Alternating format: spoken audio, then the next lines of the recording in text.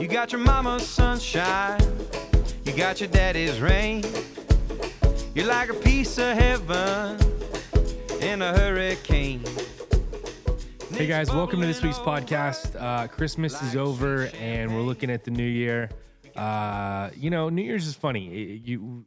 Some of us, we do New Year's resolutions. I definitely see New Year as a time to start over, start fresh, not start over. I shouldn't say that. It's a time to tweak what needs to be tweaked and to do better, right? I always look back at this time of year and I think, okay, this year, started off this way, ended this way. What did I do right this year that I want to double down on? What did I not do well, that I want to fix? And so what do you guys think about New Year's resolutions? Well, you know what? Pastor Tom knows this as well as I do. But people on New Year's, they make all these resolutions, and we'll usually see our gymnasiums packed with people for 4 to 6 weeks. Is that right, Tom? And then they're gone. It is. People overcommit, don't you think, Pastor? I mean, that's one of the big things is like, I'm going to do it all now. Yeah. And I think that is something as you go into the new year, you have to really consider what is doable, what is achievable, because that's all you can really do. Well, speaking as Pastor Tom Touchstone, he was Mr. California back in the 80s, and he was very disciplined and today we're talking about passion and what fuels you to live the life that you are called to live or that God has envisioned for you. And Tom, you've been through a life that you envisioned for yourself, and then you got saved, and then your life changed, but you kind of took, from what I saw, and what you correct me if I'm wrong, you took that passion for, what you used to be passionate about and you put it toward living for God. How has it changed? Well, what I always say, Josh, is it's the purpose. Purpose, I think, is input, passion's output. So my purpose was, as I wanted to be the best bodybuilder that I could be. And that fueled passion. So that's good. I like that right there, because how many of us even think about what our purpose is, right? Yeah, but Tom is a passionate person, period. Now, this is a very good time to ask a question. Are some people just born to be more passionate than others? I mean, I look at Tom, and no matter what he does, he's passionate. He was passionate. He became the best for Mr. California, had every muscle tweaked. It was, he had to really concentrate in each one. Then when he came into the ministry and started serving God, he became really passionate about that. And I don't see him doing anything he's not really passionate about. So are some people more prone to be passionate people than others, do you think? Yeah, I was on the road the other day. It was a while back, actually, and there's this guy in a truck behind me, and the light turned green, and I'm not kidding. It was a whole 3 seconds, and the guy started slamming on his horn and started, fisting in the air. And I thought, that guy's passionate, right? And he's already got a bad anger problem. Exactly. So passion can go either direction. And I do think it is personality driven. I really do. I think that some people are louder and some people are quieter. And what bothers me, I think, is when, growing up in church, you have a funny culture. You have like testimony night, and somebody will get up and they'll share their testimony. And if you see that as their story and you get excited about that for them, that's good. But if you see somebody that's really passionate and you're not really, like, you're kind of more of a quiet person, it's kind of intimidating because you kind of feel like you have to live up to that standard. There's loud people that think you should be loud like them. There's quiet people that think you shouldn't be loud, that you should be quiet like them. There's people that, live life very reserved. You go into a restaurant and you see that family, and you can just see the kids are really well behaved and nobody's really talking. And you can kind of tell yourself a story about that family. Then you see the other family across the restaurant who are they're all talking at the same time. They're all, yelling and throwing food. You think they're mad at each other. People are just different. They're different. Right. And have you seen sometimes that imitators of passionate people, what they do doesn't come out the same way as the passionate people, how it comes out for them. It doesn't. 100%. You have to have the passion. You can't imitate passionate people. A good example of that is because you're a pastor and I'm a pastor, and we're both, you're my dad and I'm your son. You see a lot of guys try to follow their dad's footsteps. And even though you can follow what the person does, you don't have to do it exactly the same. Because you see a lot of these sons that try to act exactly like their dad, and it comes off a little inauthentic, I think. A little odd sometimes. Well, we can start out too. We'll talk about what is passion. Originally, it had to do with suffering. Right. And passion of Christ. And in the 16th century, passion began to refer to sexual love. Mm-hmm. And then from there, it went to strong emotions, strong desires. And now it's kind of equal to enthusiasm in a way. Right. So today, when we talk about passion, we're not talking about the original suffering passion. We're talking about what passion has come to mean today. When I think of passion, I think of Enthusiasm. living your best life, right? The young people all say that. Live your best life. What are you passionate about? Go Right. do that. You don't have to sit in a cubicle all day long. Go get in a van and go be passionate about your life. And that's what I think about when I think about passion. But yeah, it can mean a lot of different things. Well, if to a lot of different people. you make it kind of equal to enthusiasm, as Ralph Waldo Emerson, who said, nothing great has ever been achieved without enthusiasm and without passion, we might say. And you think that's true? I mean, architectural people have passion, songwriters, passion, painters, passion. I do. I just think that people need to recognize the fact that passion looks different for different people. Somebody could be quietly painting. Right. Or quietly writing, and they're very passionate about what they're doing. Someone else could be preaching on a street corner, Right. screaming, and they're very passionate about what they're doing. Somebody could be programming, a computer program. They could be very passionate about what they're doing, but you wouldn't know that they're passionate, but they're focused, right? You think there's a correlation between passion and focus? A lot. I think there's a correlation. I think there's a lot of stuff in common between those two things. Because when you're focused, very often what you're focused on, you'll become passionate about. I started reading a new book, and I've just started it. It's about regret, and I can't remember the name of it right now, so I apologize. But it's the beginning just starts about talking about all the people that live their lives with regret and how sad that is, how much of a tragedy that is. And I think about those of us who have had opportunities and we didn't move on them, or we feel like life has just kind of went by. Everybody else succeeds, but you don't. Well, I want to talk about, and I don't know what these guys, maybe you want to talk about some other things, but I want to talk about some of the characteristics of a passionate person. Where does passion come from? What are some passion killers? Pessimism and enthusiasm are polar opposites. One says, this will never work. The other one says, there's no way this can't work. And so I want to just get into some of these things. But before we even start, let me read you a few scriptures.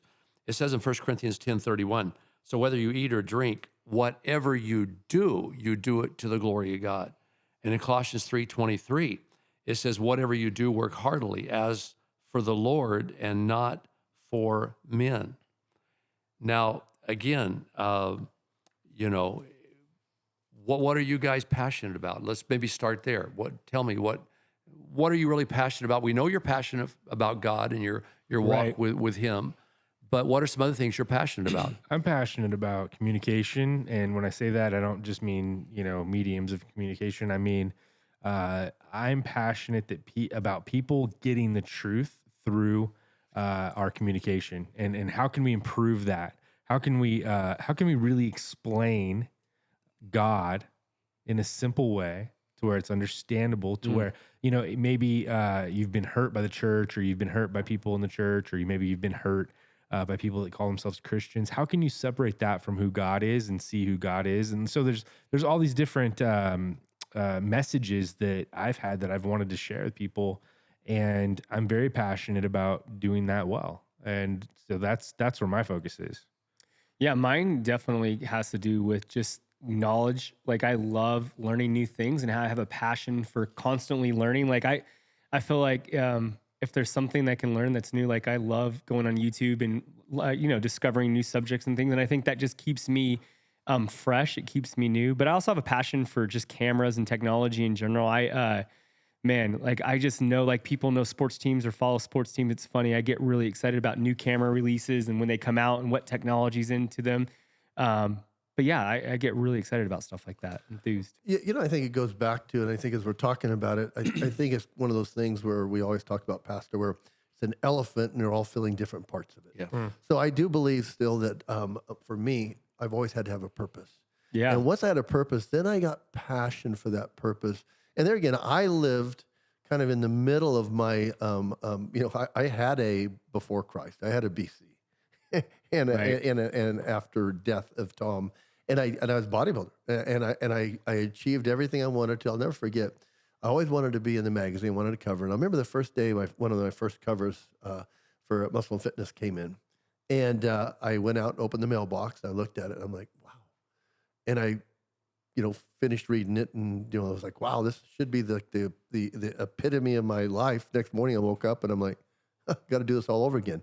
But my purpose still was working out. Still had that purpose for that. It wasn't getting on the magazine. I went into the IT career and made a career out of that.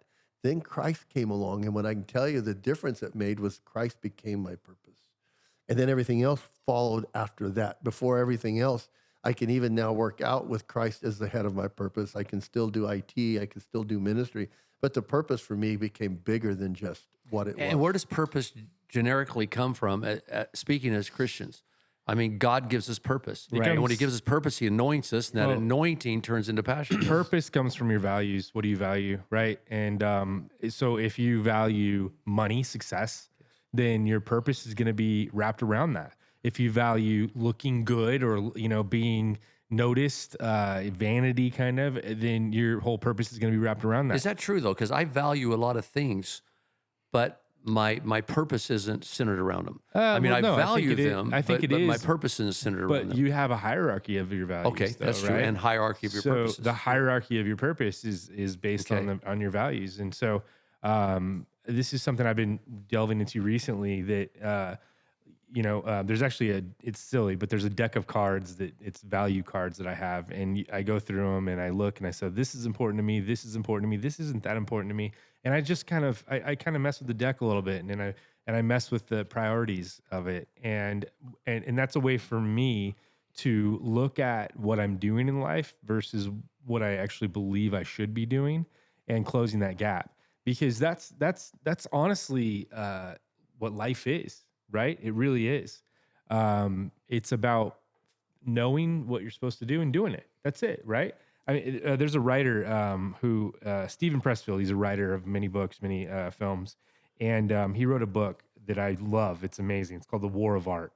And he starts it off like this: what I know. It's a short paragraph. He said, there's a secret that real writers know that wannabe writers don't. And the secret is this: it's not the writing part that's hard. What's hard is sitting down to write. Yeah. He says what keeps us from sitting down is resistance. And then the whole rest of the book talks about how to fight against this resistance. And I think as Christians, the resistance is, spiritual forces that are not of God. And it's also our own minds. It's our own doubts. It's our own insecurities. And I think we have to fight those things. My wife has helped me a lot understand that I'm really good at seeing the obstacle in my way rather than seeing past the obstacle.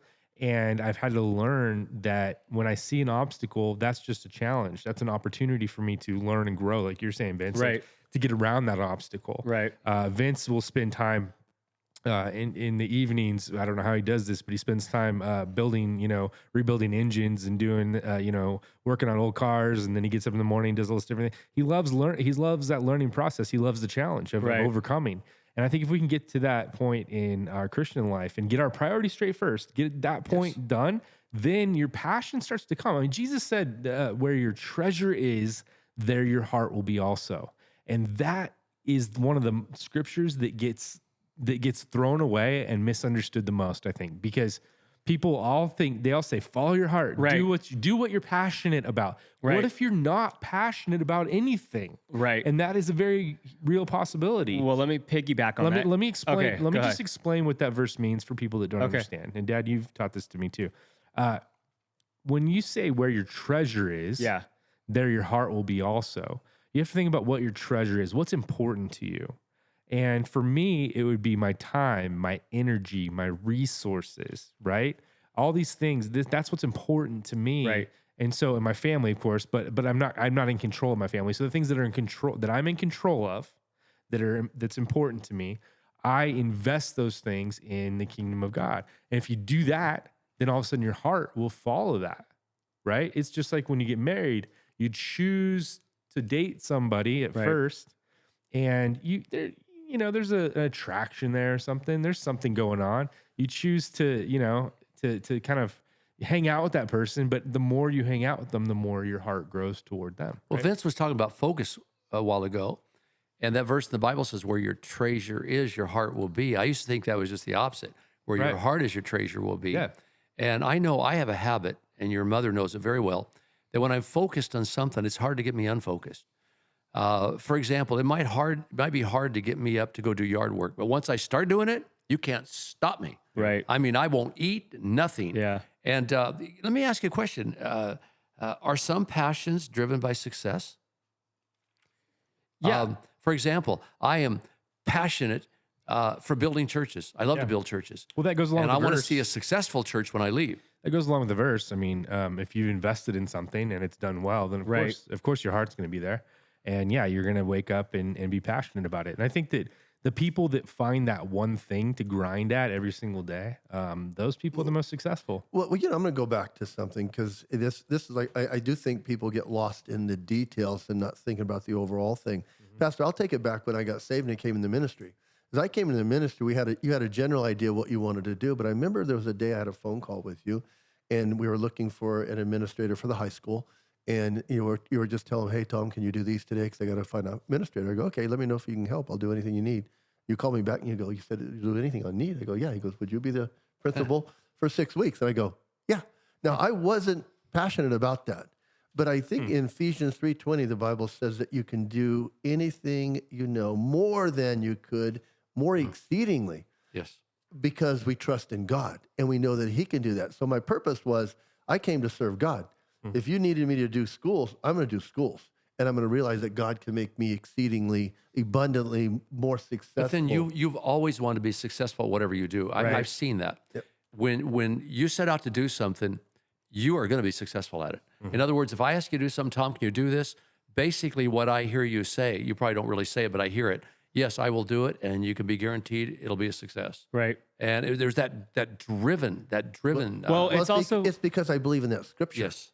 I believe in the fact that, Right. that as you know God and He's my purpose. yes. It may not be something that's getting my juice muscles going, but I'm realizing.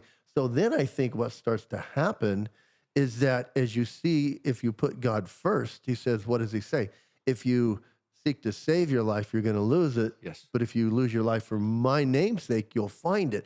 And you're saying, I'm going to lose my life for that. Yep. And I'm going to apply everything I can to that. another word for lose would be spend. I'm going to spend my life. Yes. It's Right. like, the parable of the talents. Right. It's you have your coin or you have your coins. What are you going to do with them? What are you going to do with them? And yeah, some of us were given one. Some of us were given 10. We're given different. You always say you're given a deck. You're given a hand of cards, and you play it how you play it. And so God blesses us differently from the start. But where we end, all depends on how you spend your life. And there's somebody who maybe that's out there that I've only been given one coin, or I even have a hard time Right. seeing that one coin. But you can very easily, very often, the person with one coin ends up with much more than the person that was given 10 in the beginning, because the person with 10 said, "I'm comfortable. I got something. I'm okay Right. in life. I'm taken care of. I've got family. I've got friends. I've got some money in the bank. I've got all these things." But the person that has nothing has to fight, and they learn that fight of what? Just continuing to grind on what they have deemed as important. And the passion gives you the ability to continue to do that. Yeah, it does. Pastor, I think I was part of the school for 19 years. That's 6 weeks turning into 19 years. That's crazy. But it was every level. So I'm And saying, you found your place in that. I remember you got excited about football. Yeah. You got excited about the sports and development. So I think as people, if you're out there and you're listening, is that you can turn, like Josh said, one talent into many, but you have to be persistent with what is in front of you. It's just with like what working Vince out, is though. saying. Like we started talking about at the Yeah. beginning, when you first work out, and I'm a serial beginner workouter because I don't know. That's You what- begin a lot. beginner of working out because like to I will start. start and I Yeah. hate it, but I start and I'm like, ugh. But when you start, it's hard. But when you're in it for weeks, you see the start, results. you start to enjoy it. And then you get to the point where you start getting really upset when you can't go to the gym or you can't work out because it's part of your flow. It's part of who you are. And Pastor, wouldn't you say, because you've told so many people this, and I've heard it through the ministry for years, and I heard you say it one time, sometimes just don't give up because you're just one day, 1 week from success. From success. And so it's my purpose used to be success in my physique. And then my purpose became success in a career, but my purpose came to be successful in Christ. And that's where I found the true success. Wasn't there a saying that basically went like this? It said, if something's worth doing, it's worth doing Yep. with all your might. That's with where, all your might. Yep.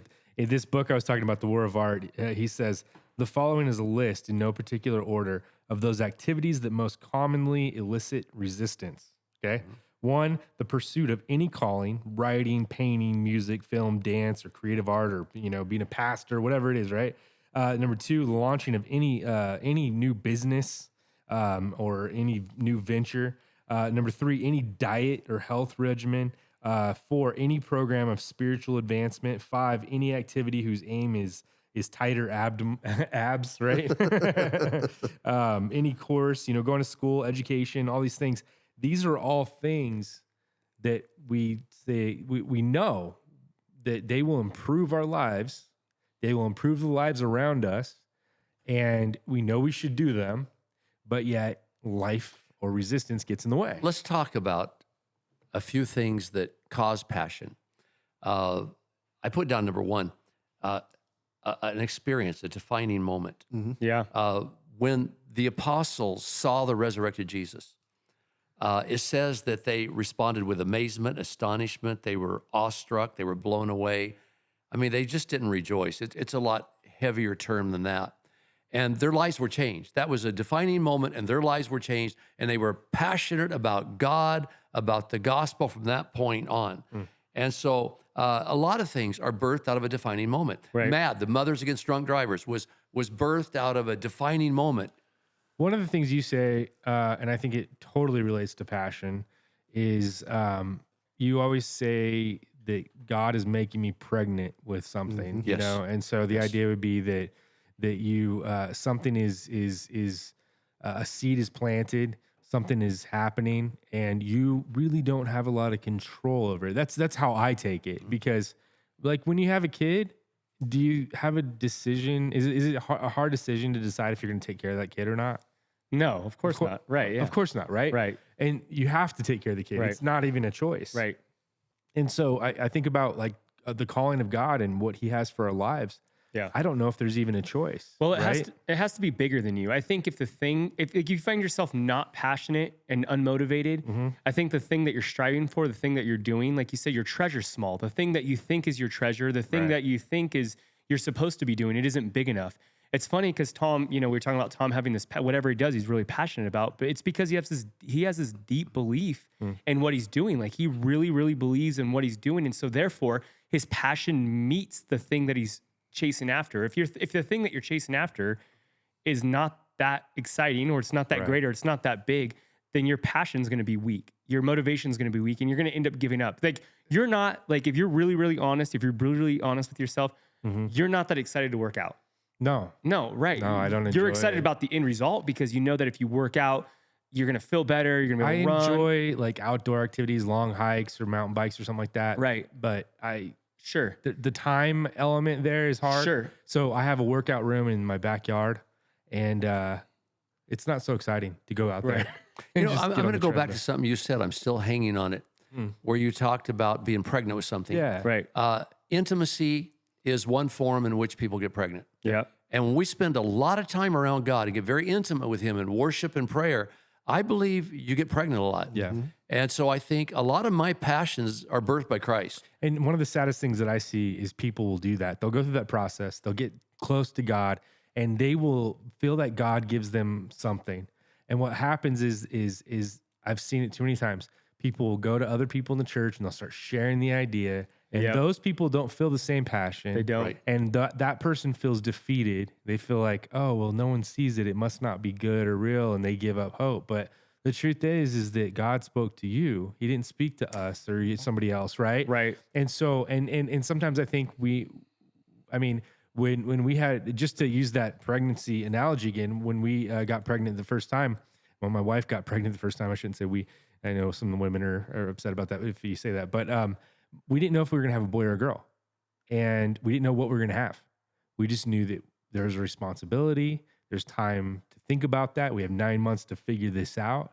And I think it's the same with your calling with God. You don't know exactly what it's going to look like. And so I think what happens, to bring it around, is people, they get really excited because they think it's this one thing, and it might not be exactly what they think it is. Yeah. And then they go share it, and then people are like, "You're nuts," or "That's great for you," and they're not excited about it. So you lose faith and hope. So my thought on that is, you guys need to write it down. Don't share it with people until you need to. Well, let me right? give you an illustration of that. When I birthed VBF, the church that I now pastor, I learned right away that not many people got excited about this. No. Because back in the day, no one went out and just pioneered churches. Today they do, not then. I told my parents about it. My older brother and sister who went to church told them about it, and they all looked at me like I was crazy. Right. And that could have been a joy killer. But that fuels you though. It does me. It's my And personality. That's strange. I mean, that's not normal. But the other side of that is, a lot of people will get close to God. They'll hear that they have to do something,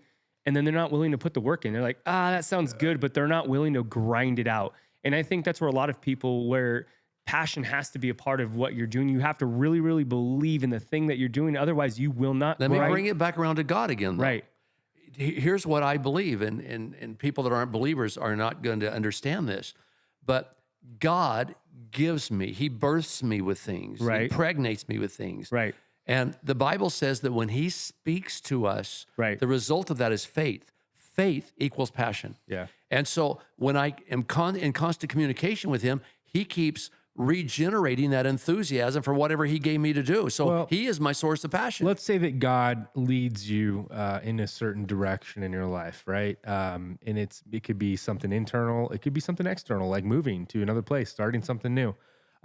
There's always going to be a lot of resistance. There's always going to be a lot of enemies in that land. Think about the Israelites when they're in captivity in Egypt, right? In captivity, slaves. That all they know, this generation, all they know is what it's like to be a slave. Right. Every single day, they're beaten, they're killed.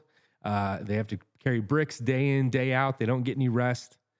Their living conditions are bad. All of a sudden, this guy Moses comes and says, I'm going to lead you guys out because it's God's will. And so he leads them out, and they immediately come to a dead end, right? At the end of the Red Sea. And then after that, it's wandering around for 40 years. I mean, Right. there's constant resistance. And I think about how easy it is for us to lose hope when we encounter resistance, because we think, if God is for this, why would all this be happening? But what happens if we expect resistance? Right. There's that. And also if we expect the result of the resistance, because the result of the resistance Right. is the part that makes you who you are. But then right? let's go It's back the to God. journey that Let's go does back it. to God. When you're spending regular time with him every day, he'll keep refiring it back up. Yeah. So the joy stealers cannot take it away from you. And even the things that come up as resistance, they won't affect you if you're staying with God, because he'll continue to empower you to be true to the We've vision. talked about the difference between the Old Testament and the New Testament. I think the Old Testament is the story of God and his chosen people, and how it wasn't smooth sailing. It just wasn't. I mean, think about the rebuilding of the walls of Jerusalem. Like they had to hold a hammer in one hand and a sword in the other. Right. That whole idea of having to fight your way to get to where God has called you to be. That's a biblical concept. And this is something I'm going to take back. I was asked a question the other day. What's the difference when I worked out when I was younger and I was driving towards a physical goal versus now?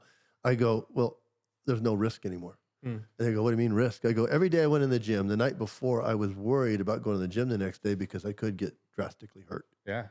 Because of the weights that I was lifting, the type of workouts that I would do. There was a risk there, but in challenging my body to accept that risk gave me a greater reward. But you Nowadays, were talking about that on the way up. You're like, the muscles will grow, but the frame doesn't change, yeah, right? and so now I go into work out. There's no risk. I'm not going to injure myself unless I trip and fall or something like that. But I'm just saying there Right. is a thing, and I think your resistance is risk. I think people are afraid of taking a risk. Yeah. And I think, as we look at it and for me, I look at it as, is it really a risk if God is calling me to do it? There's going to be a lot of things that may But not that's- work out the so way I want it to. That right there, Tom, that right there, we have to talk about this. How do you know it's God? That's the problem, right? Most people, they doubt. They think it's just me or, how do you know? We had a whole podcast on that, didn't we? Right. Hearing God. Yeah. We did. On hearing We God. did, and I think it needs to be repeated though. It's just like, how do you know that? Well, it's I like the what your Lord? dad said, and he said it many a it's simple times way. in different ways from the pulpit, is that risk gets diminished the more time you spend with God, because that's diminishing. So you're getting encouraged in that time with the Lord through worship, through the word, through encouragement and sermon. So that risk is like, no, I can do this. Yeah, and I think faith is so strong. And alluding to Yeah. what Tom said, I still believe that if any four of us had been living the way David was living out on the Bethlehem hills, communing with God and praying and it's being with God so much of the time. I think if we were doing that to the extent he was doing it, any of us would fight Goliath. Well, Pastor, can I think his power would overcome the fear. Well, can I take this back to what I was saying? So David's there and he's fighting the battle because the Goliath is disrespecting God. But what did he say? What's that reward again? I get to marry the king's daughter. Yes. Right. And I'm Success. tax free. But he started measuring the risk Yes. versus the The reward. success. But the passion was, oh, I'm going to cut your head off, sucker, because you're disrespecting God. Well, are you guys like this? You know me, I'm like this. I mean, I don't know if I was born with this or not. But if you want to pick a fight with me, I'm going to try to avoid it. Finally, if it's where it comes to a place where it's going to happen, I'm going to go, let's do it now, right now, outside. I don't want to wait. And I'll tell you what, you'll have to carry me off because I will swing so fast and so rapid and so hard until I'm out of breath. Right. If we're going to do it, let's do it. right. And there, I think that has something to do with passion. Sure. Of course, you want to, when you get saved, you want to focus that and Right. rechannel it. It comes down to priorities, and finding something that's bigger than yourself. Right. That's huge. They say that, I forget who says this, but I've read it, that you don't really start living until you find something you can die for.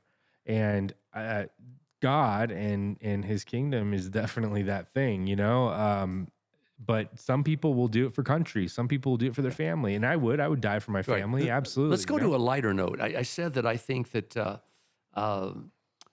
passion is fired up by experience. On a lighter note, I got passionate one time about dirt track motorcycle racing. And someone invited me to go, and I said, I don't want to go. And so I said, oh, okay, just to please you, I'll go. And I went out and I smelt that nitro on those hot summer nights. And I saw these guys and I got so excited about it that my passion was to not miss a motorcycle race. Don't miss one. I even wanted to do it myself. That's huge now again. Really? Dirt track, oval track? yeah. Huge. Yeah. It's fun. It really Well, is the hooligan racing. Yeah. Going to the gym. You said it earlier. I mean, I started working out when I was 13. But I think the passion came is when I saw a little muscle appear on my arm. I saw a little bit of success, and I saw another muscle, and I go, whoa, And so defining moments and experiences, I could go on and on, but I think that does birth passion. Well, I very think a often. lot of that is a reaction to what you're supposed to do, because if you don't take that first initial step, if you don't do the thing you're supposed to be doing, then you don't get the experiences. And Couch then potatoes don't get a lot armchair of passion. quarterbacks don't get it, because you're actually not doing it. Right. And so if you don't go to the gym, you don't get the muscle, and therefore you don't get the passion to keep going and Right. keep moving That's it. forward. So that's the huge. word, what were you going to say? No, I was going to say, I wanted to just you said something, Simon Sinek, going along with what you talked about with having a bigger vision. He said, working hard for something we do not care about is called stress. Working hard for something we love and has purpose is called passion. Right. Yeah, that's And, good. and I think that's Purpose. huge. And right, because I think that goes right along with if you're doing something you don't care about, Right. then you're never ever going to put the time in to see the results, like your dad said, to have the experiences. But if you care immensely about that thing, you're going to put enough time, passion, energy to actually see results. I'd say like most days though, I don't really feel like doing anything. And so Personality, it's like you my said. personality. Well, truthfully, I mean, Right. I have to really, I Right. wake up slow. I always say this. I wake up slow and I ramp up and then it's like 11 p.m. and I can't sleep throughout the day, probably because of my caffeine intake throughout the day. But commitment, that right there will keep you passionate because it'll force you to be passionate. There you go. On a Sunday morning, you have to be passionate because it's a regular commitment, right? And I'm talking about Pastor Ron preaching or Pastor Tom sharing and doing what he does and what we all do. I mean, if there's a commitment there, you are forced. This podcast is a good example. I'm like about to fall asleep on the couch between, earlier, and I just wake up and I'm like, no, we're doing this. We have to focus right now, Yeah. And so it's there are times to rest. There are times to take it easy. There are times to refocus. But when it's go time, it's go time. Where does passion come from? Another one I wrote down, from being around compassionate people. Oh, well, Pastor, Because it's again, contagious. Well, let's go. Let me piggyback on Josh real You quick. say compassionate people, or do you mean passionate people? Passionate people. Because I wanted to compare compassion to passion. But Yeah. that's good. I Have like have I both. said it any more times? Now, see, you got me all messed up. No, but I was Where gonna, does passion come from? Being around other passionate people. the reason that I question it is Right. because I do think there's a connection between those two. there are two. There's definitely. Compassion can just tongue-tied. definitely birth passion. Caring about somebody, Yep. caring about a group of people, caring about Yep. people that have been through the same muck that you've been through, right? That is where passion ultimately kind of becomes even bigger Bigger. than Yep. passion. I don't even know how to explain it, but when you find your purpose in who you're ministering to, Yeah, and I want to talk about that huge. in a few minutes. But again, let me go back before I get tongue tight. And that's, where does passion come from? One other area it comes from is from being around passionate people, other Yeah. people. yeah. And Tom is very passionate. When I'm around him, it gets very contagious. And so I think who you hang out with has a lot to say about how passionate. Well, you are. and I think it could go back to 2 hours ago, where each one of us came to a point and was like, "Oh, maybe this is what we want to do today," Yeah. right? But through each one of them, right, it came to like, "No, we're going to do this thing." Yeah. And I think it was a consistent fire. Well, it's a that kept busy. sparking. It's a very busy season. The end of the Well- year is when you're trying to wrap everything up and get ready for the new year. And it's like there's constantly. I think that's one of the biggest issues we have in our culture. There's constantly something else that you have to do, right? There's Fighting for your constantly team. Time. Yeah. something on the horizon, and man, how maybe and this is a thought. Maybe in order to say yes to our passion this year, we need to say no to the things that really don't. Vince was matter. talking about this right before the podcast started. He was talking about, I just can't look to what's coming the next 2 weeks. I did. He did. He goes, I got to look at today, What's- and that's what you're exactly what Well, you're how saying. many of us just get caught up in and I'm speaking in terms of the holidays right now because we've Right. been doing a lot of social things, and I love the social things, I really do. Right. But do you have to do everything? No. You don't have enough energy to be passionate about everything. Right. You just don't, and or time. As you said, you have to have your priorities, what you're going to be passionate about. And sometimes it's different. This is Christmas week. You're going to be passionate about some things that you will not be passionate about the rest of the year. Well, I was thinking about the energy thing because one, what we have is we have resources, we have time, we have energy. Those three things are what we have, and where you put those things matters. And time, we understand that very well, Right. and almost too well. Resources, we understand that. You give to something, it's good and it helps. But energy, I don't think we focus as much on prioritizing and using our energy well. I mean, it's just we've got a gas tank, man. Right. Vince has a bigger gas tank than I do. But we went have out- a gas tank. We went out and shot the video for Christmas, and that went really, really well.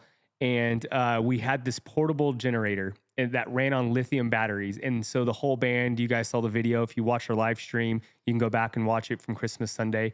And the whole worship team ran on this portable generator full of batteries. And it was funny because we plugged it in and we weren't sure it was going to work because we were in the remote part of the Alabama hills, in the Eastern Sierras. This thing just came out. It just came out, so we weren't sure it was going to work. and we plugged it in. It said 24 hours of time. We're like, we got it. And then everybody started playing in the band, and the minute started going ding, ding, ding, ding, ding, ding, ding, ding. And we're like, oh no, like we're not going to have enough time, to do this. But there was only so much time in that energy tank for us to get the two songs needed to get done. That goes back. I wrote down too, what are some passion killers? We already talked about a shelter life. If you're not out doing anything, you're not going to become passionate about things. It's Another funny. one is a burnout lifestyle. People always say that because we are in the church culture that we have a sheltered perspective. Oh gosh, just the opposite. I was thinking, man, we know the worst about everybody, and you also can see the best in everyone too, and we can see what God is doing through all that. Well, And it's some really people say, cool. well, you know what? I can never get passionate about that. I just don't see myself liking it. Have you ever tried it? You're sitting here on this couch all day long. Have you ever tried it? You got to try some things to see what you're passionate about. Well, for me, like I've tried to, I guess, circumvent ministry stuff my whole life. I don't know how to say it, but I've always thought I'll be better off doing this. But ultimately, God brings me back to it. And one of the big things is I haven't found anything else that's worthwhile. That's Besides huge. my family, besides loving my friends and family, I haven't found anything as powerful as serving. When people God, were you know? leaving Jesus, he asked the disciples, "You want to go too?" And they said, yeah, "Where where is else there would to we go? You have it, man. I Right. mean, where you're at, it's happening." Pastor, even when they were talking about the guys that were getting told by the Pharisees and Sadducees, don't talk about Jesus anymore. Go, how can we not? can we do this? not? We've seen it. We got to talk about it. It's so I think powerful. too, in our American culture, we get so caught up in focusing on accomplishing things, right? And focusing on something you can accomplish. Well, a relationship isn't something you can accomplish. A relationship is something that's constant. And if you focus on your relationship with God, and then focus on your relationship with the church, with the people around you, and then your relationship with your community, that is a constant flow. And it's not about a destination. Right. It's about growing in love that's together, growing deeper together, being there for each other. Malcolm Gladwell wrote a book, and he talked in that book about health, and he talked about blue zones, right? You know what blue zones are? It's where people live longer than the average.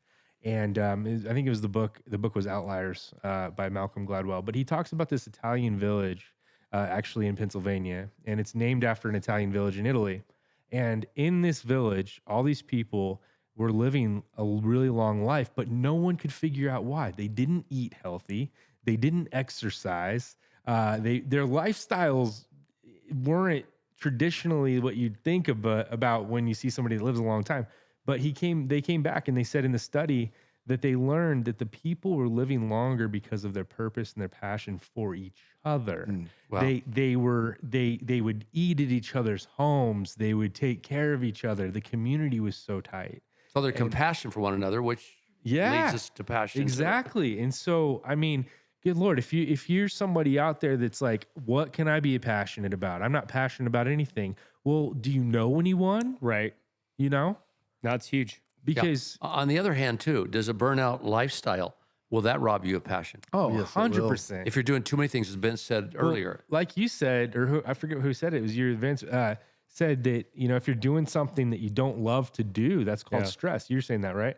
That's terrible, right? Well, Pastor, can't you and I identify with this maybe more than Vince and Josh?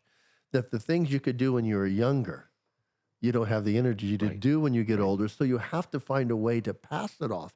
That's why I think older people need youngers around them Yeah. to pass it off So to. you guys are wise to do that But because doesn't the you have Bible say people that to the do old men have dreams? Yes. The young men, they do the Yes. vision, but the older men have dreams. But you have to have that wisdom to realize I don't have it in the gas tank anymore. Right. I would sure love to, Yeah. but I just can't. And I do think, as we've talked a lot about it, Pastor, that is a transitioning into something that's even better. Well, there's because you're letting go of some of the stuff that you don't have time for anymore. there's a Doug- purpose to all that. Doug mentioned on his Sunday message, Pastor Doug, a couple weeks ago, he pretty much said too much of a good thing doesn't always lead to a great thing because because it seems like it's great, so because it's good for you, doesn't always mean that it's the thing that you're supposed to be doing. And that's exactly it.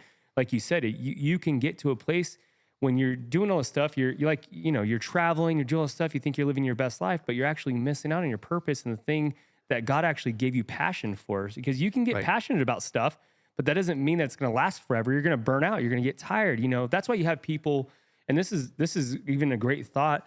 you have people depressed and oppressed and all these, and have health issues and mental health issues. And a lot of that can come down to them just not actually living out their purpose, and they're not passionate about anything anymore because they're not doing anything God intended them to do. I think to stay passionate too, you have to contend against a spirit of familiarity. For example, I'm very passionate about reading the Bible. I'm very passionate about praying, but sometimes I feel that passion kind of diminishing, and that's when I have to change it up. Maybe I go do my Bible study at Starbucks, That's good. or I go do my prayer somewhere else. I'm glad you said that, because I've always felt I've always felt a little bit less spiritual than others because I get tired of it. I get tired of reading the Bible, but God always has something for us. And sometimes it's not about, being so committed to what you think you should do every day. Yeah. Sometimes it's about being committed to God and asking Him what I should be doing today, right? Like the other day, I was juicing oranges with my kids. I was telling you guys about that last week, and I had a moment of just talking about God with my kids, and it was so beautiful, so awesome, and so genuine. And I was planning on opening up the Bible and reading, the Christmas story to them, but instead, we just kind of played together and talked about the Christmas story, and you still got the same results. It was one of the most. Honestly, one of the more inspiring things that's happened to me in a long time. It just touched me because I felt like God was speaking to me and my kids at the same time. So my point is that, we need to be disciplined. We need to read the Word. We need to study the Bible, right? But at the end of the day, be open to what God has for you each and every day, because He has something for you every day. The fresh manna, right? The fresh. Just because you see your passion kind of diminishing doesn't mean that you shouldn't be passionate about that thing anymore. Again, let's say that That's true. I'm passionate about the Word and I'm reading and studying it, and all of a sudden I see my passion diminishing. Maybe it's time to go get a partner or two and say, hey, let's go study at Starbucks. And all of a sudden your passion comes back again. So every artist in the world, every musician in the world, they've good. all had to reignite their passion get creative. over and over. And well, even over, Timothy in the Bible, Paul said, have the elders lay hands on you and rekindle that gift. That's And so so good. there's something about that spirit of familiarity that can really come against it. So let's move on. Here's a question I have. What are some of the characteristics that we see in passionate people that maybe others don't have? I'll start it off while you're thinking. A different perspective of things. D.L. Moody was in London doing a crusade, and I think I told this story before. And afterwards, some British clergymen came by his hotel room. He's on like the 8th floor or 7th floor or something. And they said, we want to ask you a question. How does a poorly educated American like you draw big crowds? We don't get it. And D.L. Moody looked at them and he told them, said, come over here by the window here and look out. Look down and tell me what you see. And they said, well, we see a park and we see some cars. We see some families having a picnic. We see some pigeons over here. And they said, what do you see? And by this time he had tears running down his cheeks.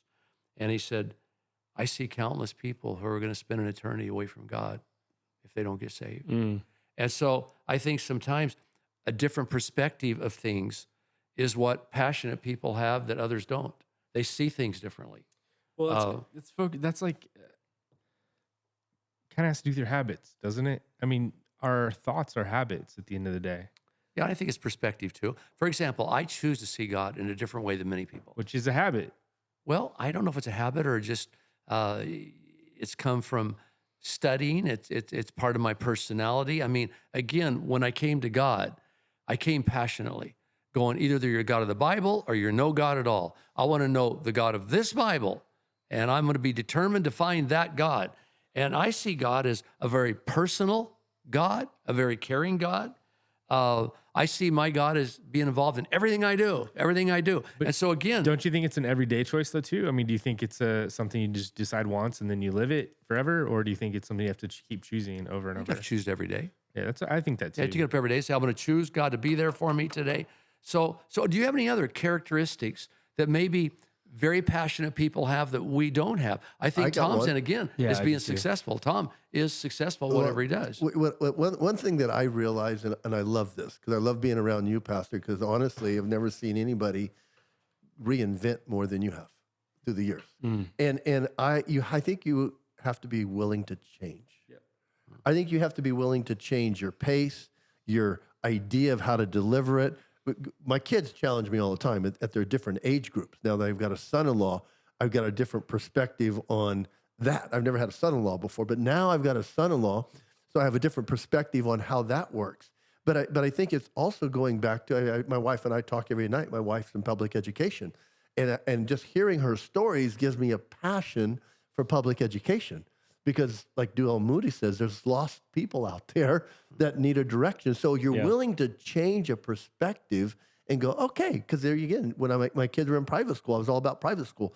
But I think if passionate people or purposeful people are willing to change themselves or what they think even, you've challenged that. You've challenged us to do that for years. Challenge our Christian way of thinking. Yeah.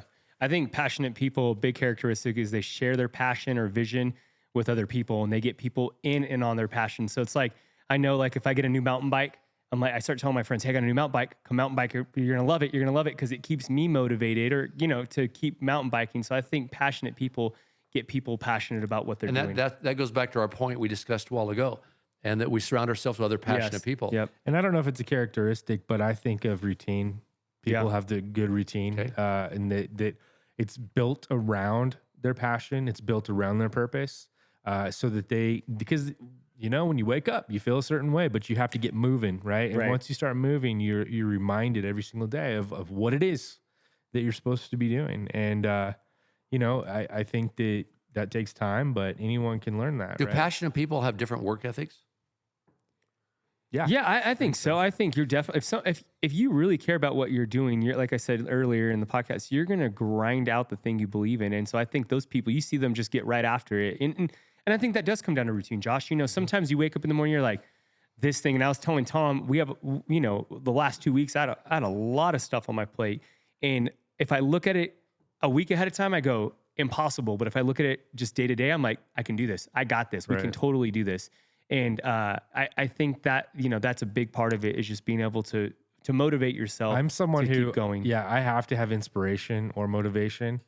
And I used to wait around until it would come, and then it doesn't come as often. So what I do is I do things that I know are going to spark motivation and inspiration. Like I'll read something, or I'll go on a walk and listen to my headphones, or I'll have a conversation with somebody. I'll call somebody I haven't talked to in a while. Whatever it is, there are things that will lead us back into the flow. I want to go back to what Tom said too about purpose. Purpose is a big thing.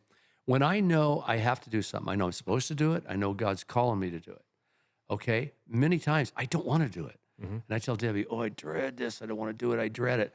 But then when I go and actually get involved in it, I go, wow, this is cool. And maybe this is cool. That right there is a secret. Maybe that's a secret to knowing whether it's God or you. Because if you wanted to do it for a long time and then all of a sudden you want to do it and you're doing it, it might be you. But if it's something that is on your heart and on your mind and you don't really want to do it. Well, you went back a while ago and you asked me, how do you know it's you or God? And I just have some little telltale signs that I have noticed through the years. When I feel like I'm supposed to do something and it keeps bugging me, like hour after hour, day after day, it won't go away. So I pray about it. And the more I pray, the more it starts bugging me. Well, pretty much it's God. And then when I go do it, then he infuses me with an anointing. That anointing turns into passion and energy. Yeah, sure. Well, and that's contagious too, because it's so fun. We talked about work ethic a second ago. You're not a young buck. You're young still. You're young in your age. No, I'm not young. But to watch you, Josh talks about me having energy.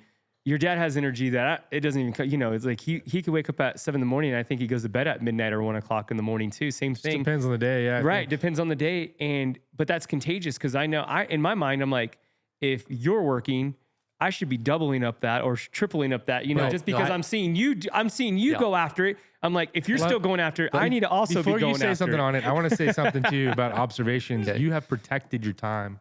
That's good. You have protected your energy over the years. And okay, but let me tell you something to make you not feel so guilty. Now, I believe this is true. You're going to have people out there skeptical. But the Bible says that we have a new name in heaven. It's written down in stone. We get this new name. Okay. And so I spent a season years ago, decades ago, and I said, God, I want to know my new name. Want to know my new name. Want to know my new name. I know, that's probably not a cool thing to ask, but maybe no one else is asking it. You have not because you ask not. And I went on and on and on. And I felt this strong impression come to me. And I think it was God. And he said, up here, we call you the energetic one. And I go, wait. And it bothered me going, not the holy one, not the anointed one, the energetic one. So maybe you're right. Maybe that was my gift. Maybe that's what I'm called, the and it's energetic contagious. Yeah, I think seeing somebody do the thing that they're passionate about, and to see like on Sunday mornings, people love what you do from the pulpit, because they're just saying it's just your passion coming out, and you get excited about it, and you go, you'll go on a rant, and then you're like, okay, guys, sorry about that. Well, the same thing I was saying a while ago, and I know Josh kind of frowned, probably a good thing to share. But if I was a professional boxer, because I'm an armchair coach all the time when I watch boxing, I go, come on, you're losing the fight. I mean, if I was a professional boxer, when that first round started, I would come out and I'd throw everything I have at you until I didn't have a breath left in me, man. Because again, my philosophy in life is if you're going to do it with everything you have, or don't do it at all. Yeah. I see some guys when I watch professional boxing TV, I think, what are you even here for? You're losing the fight, and you're going to sit there and walk around and dance around. I mean, if you're going to lose the fight, lose with some class. Either knock the guy out or get knocked out yourself, but go for it. Show me some passion. That's another thought about commitment. Sometimes you can overcommit, or you can be so committed that you end up losing because those guys had a plan, right? They came out to the fight and they said, okay, my plan is to wear this guy out. I'm not going to throw any punches. But after the 12th round, after the 11th round, it's in the 12th round. They're still committed to that plan. At some point you got to take a punch. You got to throw a punch. Right. Yeah. Yeah. Go ahead, Tom. Pastor, I just want to talk about, like you said, what are passion killers? And I'm going to say this, and I don't want to open up the can of worms, but it might, is that you have to take care of maybe past failures or trauma. Mm-hmm. And because if maybe something didn't work out, sometimes you got to go seek counsel. I remember I had a marriage that didn't work out, and that was a big deal. I remember sitting down with pastor one time because, there was a thought of coming to ministry, and I was realizing there was a scripture that says be the husband of one wife. I'm like, well, I can't do that. Then he explained it to me. Now, if I'd have kept that thought in my head, and I wouldn't have at least said it to pastor, he goes, no, you got that scripture wrong. Because I heard pastor say, hey, you ever thought about going to ministry? I'm thinking, well, I can't because I'm disqualified. But then when I finally came out and said, pastor, this bothers me, I need to say this. So sometimes you've got to be able to reevaluate. You got to talk about it.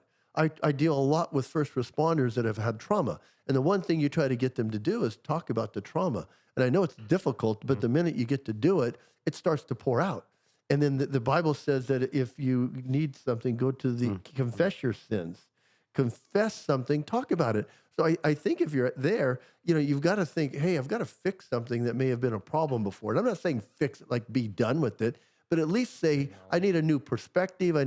Don't see the problem, see the possibility. Well, how many people don't go to the doctor because they're ignoring that pain, or it doesn't go away. That inconsistency. And I don't know if you were saying this, Tom, but I've seen people before that are very passionate about something, and then they have a failure. Something happens, and they just set it aside. And they poo-poo everything in the future. Yeah, they do. And they just kind of give up without going to get counseling and saying, hey, I got to get back track and get my passion back. And sometimes that could be the igniter. Well, what's so sad is you see people that will get off track, and then they'll say, okay, well, just one more step off this path is okay. It's not a big deal. And then all of a sudden, it's like the cow we saw on the way up here a few weeks ago. We saw a cow. It was stuck on the side of a cliff. And we're like, how on earth did he get there? And you said he just grazed and grazed and grazed and looked up one day and he was in a really dangerous spot. And that's what happens to so many people. The devil's smart, right? He's going to put little breadcrumbs or little sugar cookies in front of you until you get to the point where you're like, oh, one little cookie's not bad. Two's not terrible. Three's not bad. And then all of a sudden you're on the side of a cliff and you have nowhere to go. It's because you got in that place, and you can always turn around. That's the thing, right? Yes, this cow couldn't turn around. Well, the cow couldn't. The cow could not turn around. Hey, but he did, right? I don't know. I guess he did, or either fell to his death. We thought for sure he was still going to be there. He was when at we came such a back tight place. gone. I think the only way that cow could have got out of that is by backing up. By miracle. I don't think he could have turned around. God sent an angel down and grabbed him. Maybe he was abducted. I don't know. Now, let me tell you another characteristic I see in passionate people. They use passion as a tool, and they don't let passion control them. Yeah. and there's a big difference. That's interesting. I was reading an article the other day, and they said there's a big difference between winners and people who have to win. There's a difference. People who give it everything to win, but they don't have to win. It's not part of their identity.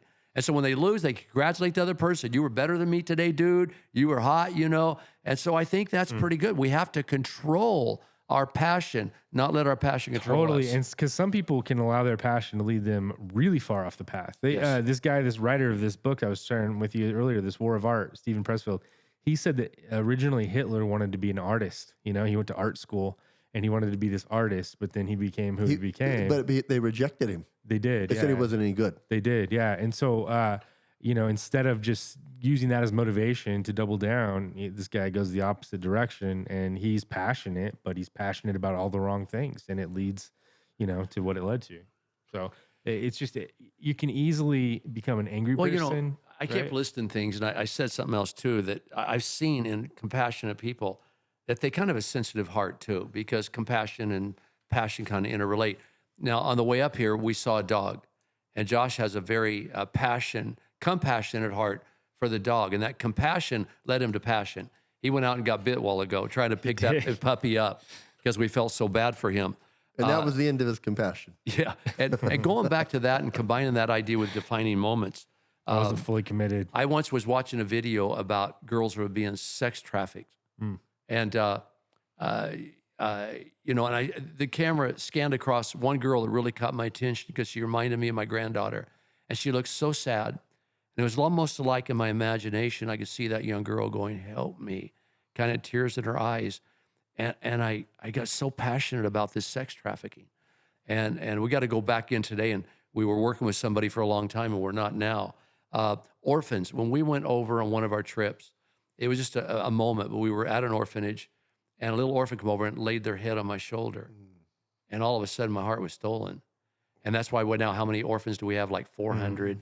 I mean, that compassion for that baby that laid their head on my shoulder caused me to have passion about Africa and about our missions and everything. So, and I could go on and on. So I think another characteristic of passionate people are they have a sensitive heart. They stop and they look at things. And they're not couch potatoes. They get out and they have defining moments. And then, of course, spending time with God. God will birth us with passion for his purposes. And when we receive the love from God, it gives us love for the others because does. God cares about them. And we're supposed to be passionate people. He made us that way. Can I end with a note that I wrote 2 years ago? I think it's really applicable. I wrote this 2 years ago, and I just found it today. Some people think that success means having a good reputation. Some people think it has to do with money, local celebrity, or higher education. Those things aren't bad, but one day you will become an old man or a woman. And when you get there, who will you be? And a better, more practical question is, who are you today?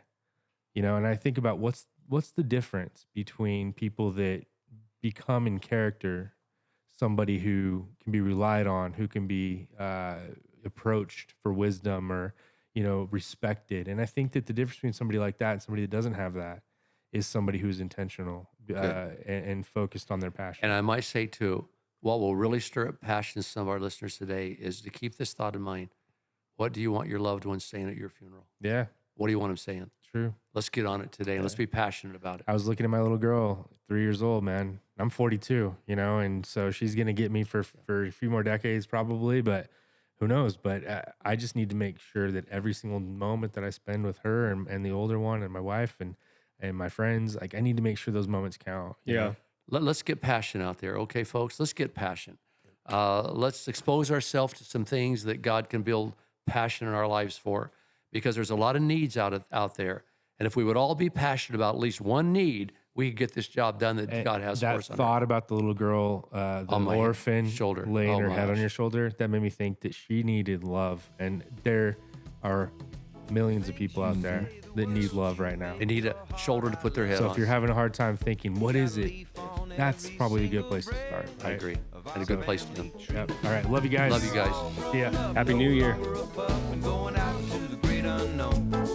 You'll find that little piece of you that you can call your own. You got your mama's sunshine, you got your daddy's rain.